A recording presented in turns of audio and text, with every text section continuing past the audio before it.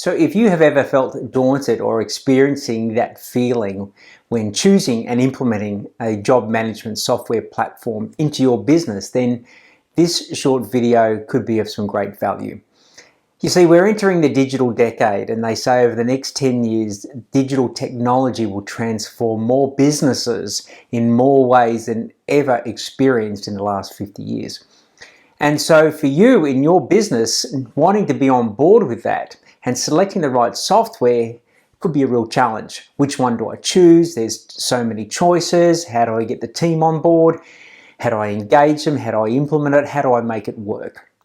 All of these questions are going on. So in this video, slightly longer than normal, I want to share with you some key insights of what I've seen really work in implementing job management software into a business successfully, and also some of the mistakes that I often see that really hinder the benefit that it could provide within a business. So as we enter the digital decade, what I'd like you to consider is that choosing the right job management software for your business is a bit like your most important hire for the next 10 years. Think about that. If you were going to choose one person or one role or one tool in this situation that could be the most valuable part of your business moving forward, how would you go about that? Yeah, it's not something to be rushed. It's something that you would take your time with. And so in this video, let's explore what that most important hire could be and how to make it work in your business. But firstly, let's have a look at some of the mistakes I often see when choosing a software platform and making it or aiming to make it work within their business. So firstly, they rush the process. It's a bit like a reactive hire. Have you got a pulse? Can you be on site at 7 a.m. tomorrow morning? Great, you've got the job. And then you have to deal with all of the ramifications after that. And so when you rush the process of choosing something, wanting it to get it going, often and more often than not, it never works. And then what I see is the business owners then blame the software. Yeah, we tried that one, none of them really worked. The reality is they all work in some way, shape or form, but maybe the business owners didn't give the software the due respect that it required. So number one is they rush the process and then they blame the software. Secondly, they really don't do any due diligence. You know, they don't really see it operationally in other people's businesses. They think, well, Joe's got that. It obviously works for him from what I hear. He's got a pretty similar business to mine. Let's just choose that. And that may work, but again, what I do see is just because it works in someone else's business may not mean that it works in yours as well, because your processes, your client base, your work type could be slightly different, and we need to evaluate that. And the third mistake I see is people hanging on to the past. You know, maybe you've built a spreadsheet that's been developed over the last 5 years. It's got multiple tabs. They all tie into each other. It does your estimating. It does your scheduling. And it works to a certain degree. Yet the 7 most dangerous words in business are, that's the way we've always done it. So you can continue to go that way, and you get comfortable with really the uncomfortableness of the process as well. But I'm going to shake the tree a little bit in a minute when I share some of the things like you to consider within your business about choosing that software platform. And are you prepared to let go of the past? Yeah? Are you prepared to step out of that comfort zone that you have? Be courageous in the way that you look to position your business moving forward. So again, with those mistakes is they rush the process, then blame the software. No due diligence is really done. And then they continue to hang on to the past, saying, oh, that's the way that we've always done it. So given that, let's have a look at 5 key things to consider when selecting the right software for your business and also making it work. Firstly, I'd like you to take a long-term view of your business and, most importantly, your industry.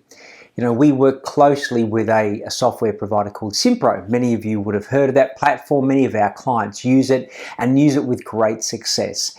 And what we really find exciting about working with a company like Simpro is that the long-term view they have of where the industry is going. The trading construction industry has been around for centuries, and it will be moving forward for centuries.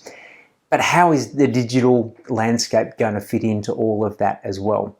Now, software has been around for some time. Simpro have been around for nearly 20 years now with the development of what they've got, and they are really starting to think long-term about many of the industries, and particularly how businesses will transact and interact and support and provide solutions for the trade and construction industry moving forward. So one of the things I'd like you to look at is what's the next 3 to 5 to 10 years going to be like? How are customers going to be doing business? How are they going to be selecting your business? How are they going to be interacting? How are they going to be communicating with you, your team? How are they going to pay? All of those types of things are super important. You know, one of the things that Simpro are looking at and implementing now is this technology around Internet of Things, which is IoT. So for example, you look at remote monitoring of machinery. If you're in the maintenance space and you have contracts with organizations and you have regular maintenance checks, which is usually physically done, think about how that could be done remotely now without someone having to drive out, spend the time out on site. And yes, there may be scheduled compliance checks that are required, but what about if you could see how the machinery and the equipment is operating and how it's being maintained without having to leave your office? That's the type of thing that you can start thinking about. And I know Simpro are spending a lot of time doing that at this point in time. So what's the long-term view of your industry? It's exciting, could be daunting, but if you want to be a real leader in your space, and that's what we like to work with you on, is how do you be a leader of your field, not just a master of your craft? So that's the first thing to consider. Then what I'd like you to look at is understanding that the software will not be the solution to a lack of processes and systems in your business. I'd like you to consider that the software will assist you to optimize and automate and streamline what you already have in place. So the next step is to look at that whole journey from when a customer starts interacting with your business right through to the very end when they pay and thank you for the opportunity to work with you, is mapping that out all the way through. And I think what you'll find if you take the time to do that, that the 10 steps becomes 20, becomes 30, in some cases can become 40 or 50 steps. That's the real key, and then look at how the software can assist you with that process. Now, just by doing that step, I think you'll identify where you may double up, double handle, over communicate, under communicate, and really the essence is how do you cut out all of those steps. At our last breakthrough workshop, we had Curtis Thompson from Simpro, who's one of the co-founders, talk about that when a business actually does that, you can see how many times a particular procedure or actually a particular step is multiplied but could be streamlined down into just one. And every time you reduce a step or a person, okay, it continues to simplify, save time, save hassles, save energy, and obviously generate more profitability for the business. So once you've mapped out that, which is the second step, take the time, don't rush the process, get your key people involved. Then it's about lining up what you feel are the solutions within your industry to match that. So down one side of the page, you've got all the steps in your process, and you may have 2 or 3 options that you are looking at. And then you would go down each of those tasks and go tick, cross, tick, tick, tick. This one does tick, tick, not that one, but it does these ones. The same for the second and same for the third choice if you've got that shortlisted outcome. Again, this is the due diligence time. This is evaluating the options that you do have within your industry and the software that's being used out there. So that's really the third step. Now, the next one is let's go and see how it's working in someone else's business. So again, we mentioned we've got quite a number of our clients who use Simpro. If you're thinking about utilizing them, and particularly if you're a more developed business, you're a larger business, got quite a number of employees, that's a great option to look at. I would say, okay, let's have a look at what your business is. What are the options you'd like to go and look at? And then let's line you up with someone in our community who's already using that software. Go and see how they use it in their business. Go and see how it's utilized from when a customer inquires right through to, you know, invoice quoting and preparing opportunities, how they manage the job, they schedule, they connect with the team out on site, how then they invoice and get payment, all of those little things which again are so beneficial to see operationally in someone else's business, and see how the software works in the office, out on site with the customer. Do your due diligence, build a relationship with other people in your industry at the same time. So once you feel comfortable that you've got the best choice of the list that you've been looking at, now actually the real work starts. Now you might think, well, that's a long time, John, for what we've put in place. But it's like bringing on board your most valuable employee. You don't just throw them in the deep end and see whether they sink or swim. You set them up for success. And it's exactly the same thing with your software selection. Set it up for success so that it can really be the most valuable implementation in your business.